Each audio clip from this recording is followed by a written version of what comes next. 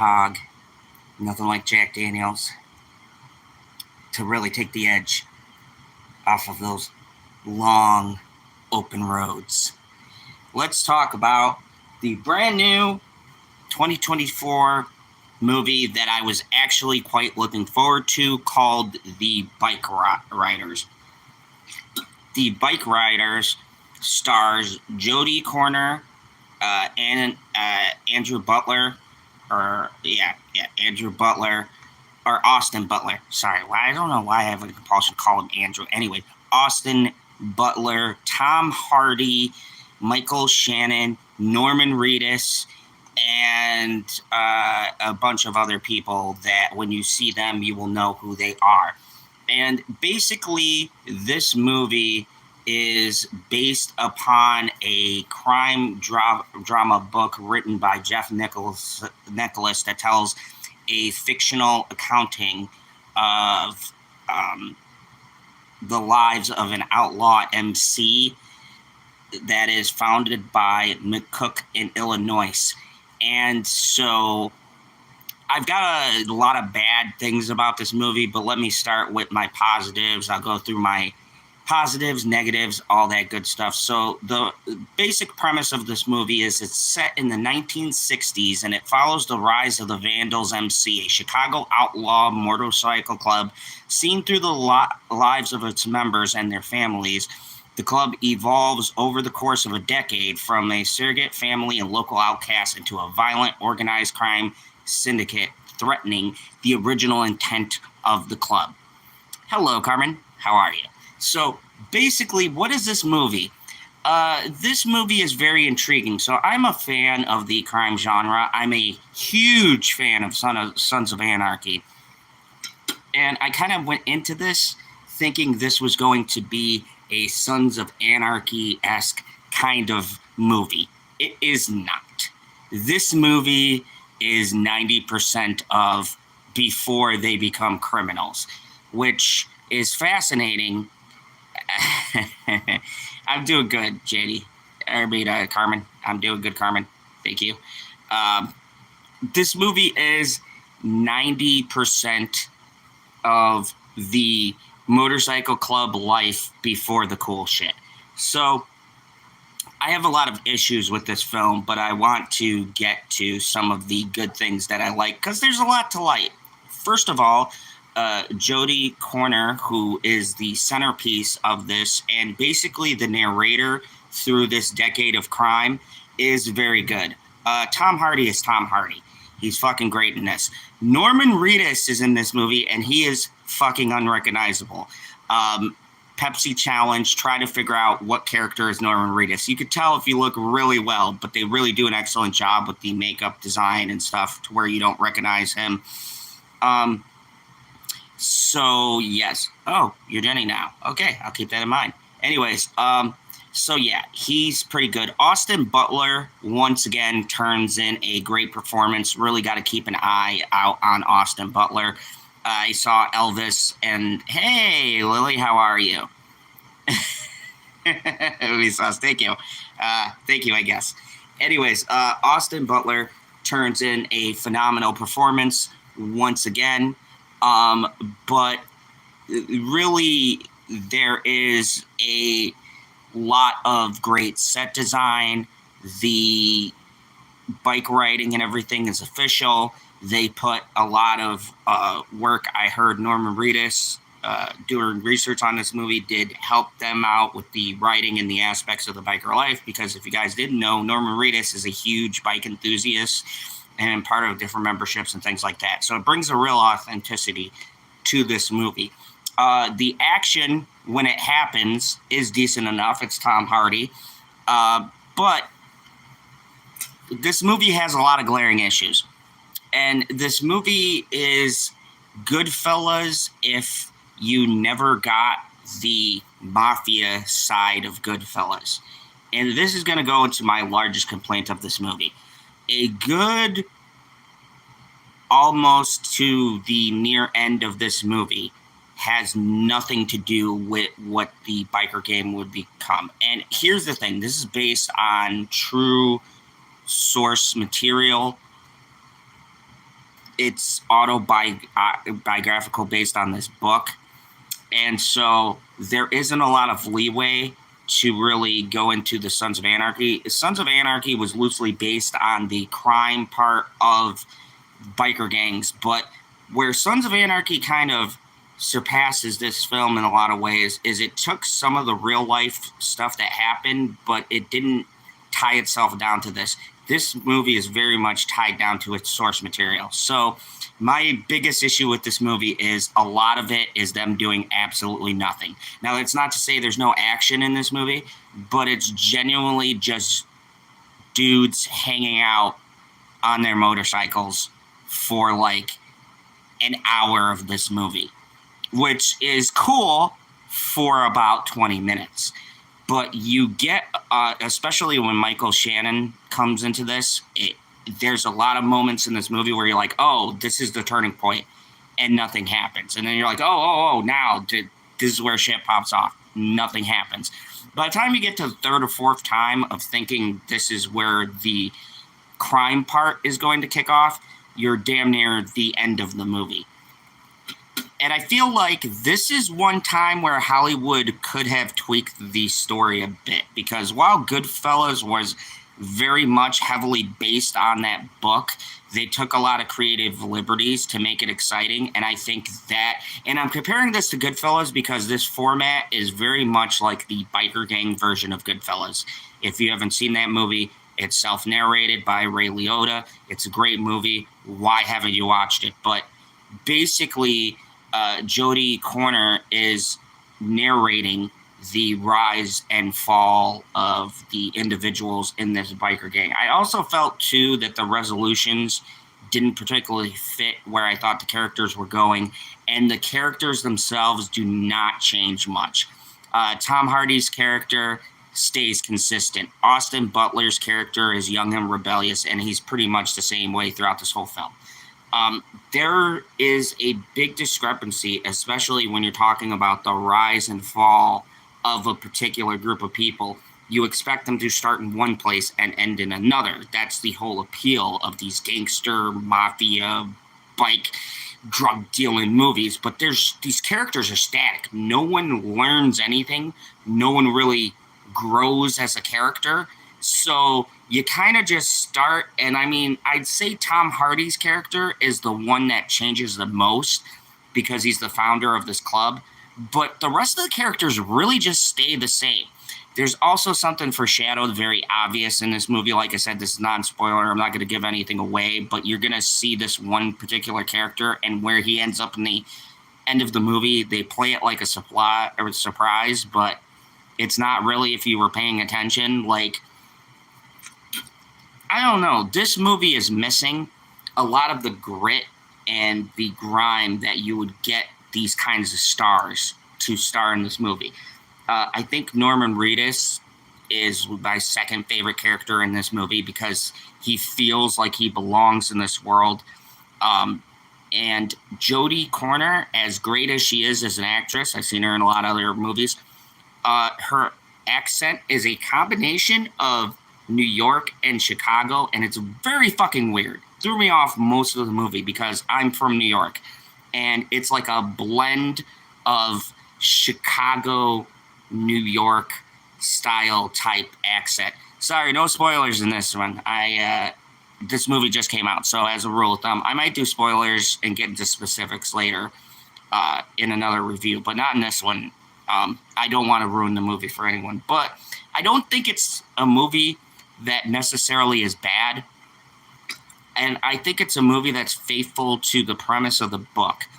The problem that I have is it sticks too closely to the book, which I know is weird, because I always talk about how things need to stay the source material, but in this rare case, especially when you're doing crime dramas, you do gotta put a little fluff in. You gotta put a little bit of action in. You gotta make people compelled and want to watch what you're selling.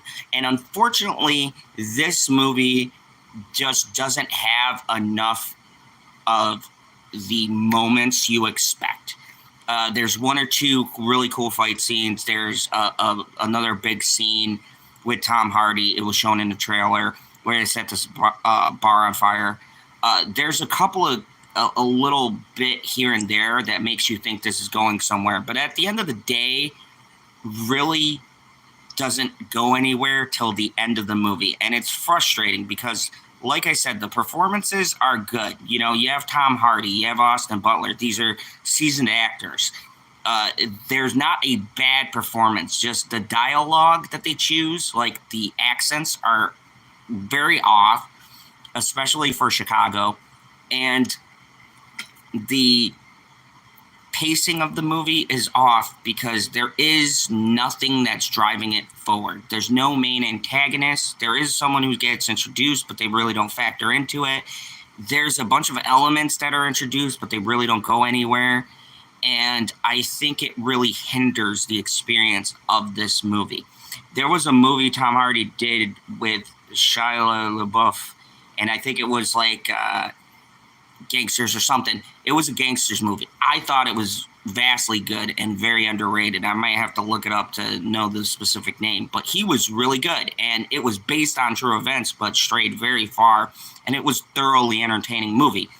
And this doesn't really showcase, I think, what they were going for when they got Tom Hardy. Like, I buy him as this unifying force, this badass tough guy, but he doesn't feel like the other characters he makes that are unique to him, like Mad Max or, you know, or any of the other roles he's played, even playing Al Capone or that one where he played two of himself, like, or Pinky Blinders. He doesn't feel unique.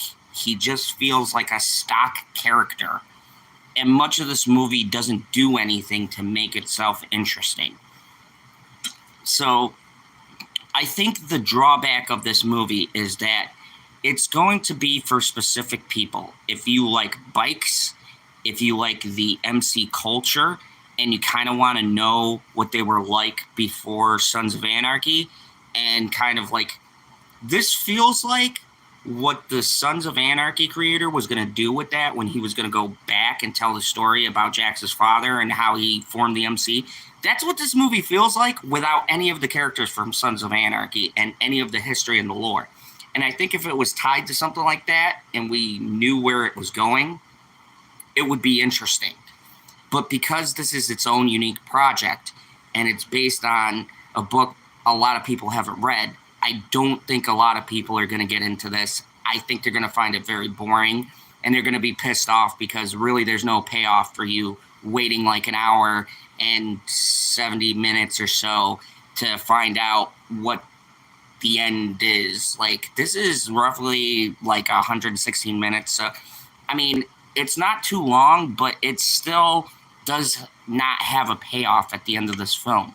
It's like you wait and wait, and I keep on comparing it to Goodfellas because this was my experience watching this. This was very much like Goodfellas, and I feel like this is if you got Ray Liotta narrating and you get some of the cool gangster shit, but you don't get him killing anybody, or he doesn't like go to jail and he doesn't turn on Robert De Niro, and you don't get the heist.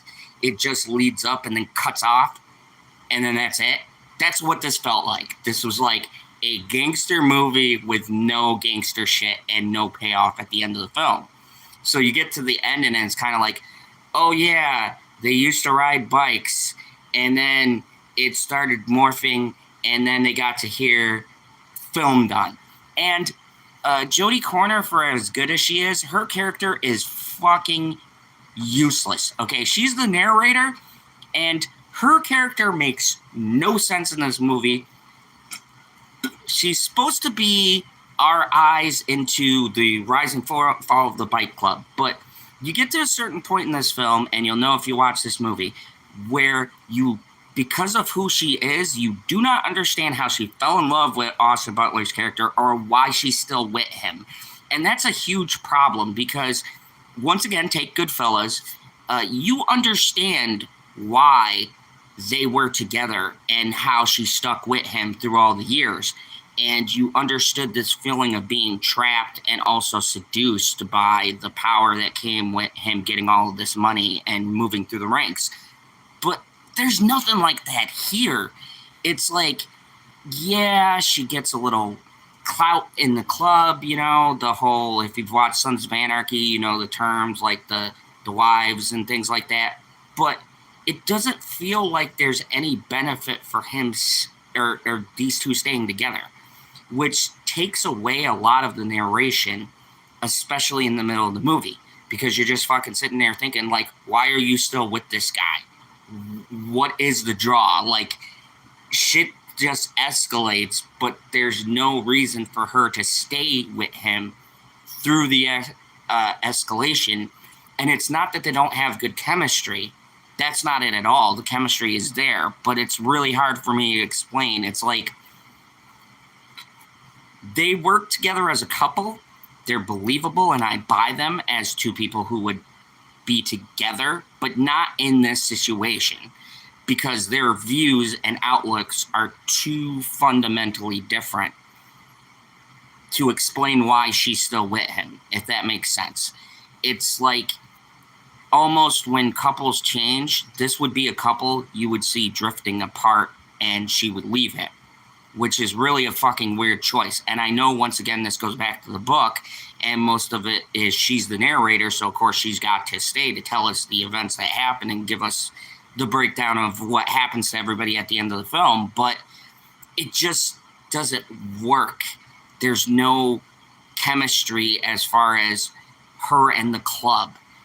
And so you don't believe that she would literally risk her life to continue staying with this character through all of this bullshit. And that really hurts the film, because if the narrator shouldn't be there and doesn't logically have a reason to be telling us this story, then the narrative falls apart, at least for me. Because all I'm thinking watching this movie is, why the fuck are you still here?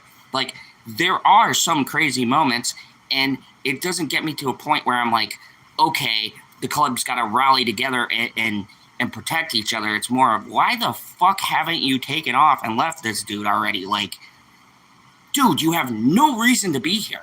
Like, none. The way her character is set up, like, she could easily leave.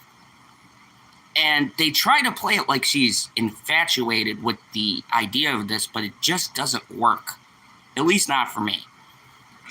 So there's a lot of issues that I think, hey, Tango Muse, there's a lot of issues with this movie that I feel like don't pay off at the end of the day, and I think are very hasty and rushed into. There's a lot of plot points that just don't work for me. But if you like Norman Reedus, if you like Tom Hardy, if you like Austin Butler, the performances are decent enough. There is some action, and there is a few decent scenes. All in all, I'm going to give this movie a 6. I don't think it's a bad movie per se. It's very well shot. It's very well directed. But the accents are way off. The storytelling is super weird. And huge points off because it doesn't lead you where a movie like this should lead. And I'm not stereotyping these movies, but if you go to see a crime drama, right, if the premise is promising you are seeing the rise of a criminal organization and the fall, then I want to see the fucking criminal shit. I want to see the gun shit blowing up, running drugs, let's go, people die. I don't want to sit there for almost, an hour and a half hour, 45 minutes, and then nothing happens. And they're like, oh, now they're criminals. That is the worst kind of blue ball I have ever experienced in my life. Yes, Norman Reedus is actually very good in this. I'd say him and Michael Shannon are the two big standouts for me. Michael Shannon in this movie is also unrecognizable. Well, his face is very distinct, but... And once again, like I said, it's a promise of having like this antagonist, but it doesn't go anywhere. And it's really frustrating. And I think that's a terrible way to shoot your film. Like, if you promise there's going to be a violent payoff and that it's going to lead to this crazy shit, then even if you save it for the ending, you better pack like the last end of your movie with like people dying, shit blowing up, all of this chaos, and this is where we're at now. Even if you cut it off at that, because I think back a lot to Sons of Anarchy, because this is what it reminded me of, Goodfellas version of Sons of Anarchy. Sons of Anarchy promised us shit and delivered. And you might not like the ending. I personally don't mind it, but the show went and delivered everything it promised. And it started us in the middle of their criminal heyday and their slow decline. And I think this movie would have benefited starting us with the criminal element and then going backwards and explaining how we got there. I think would have been a better format for this movie.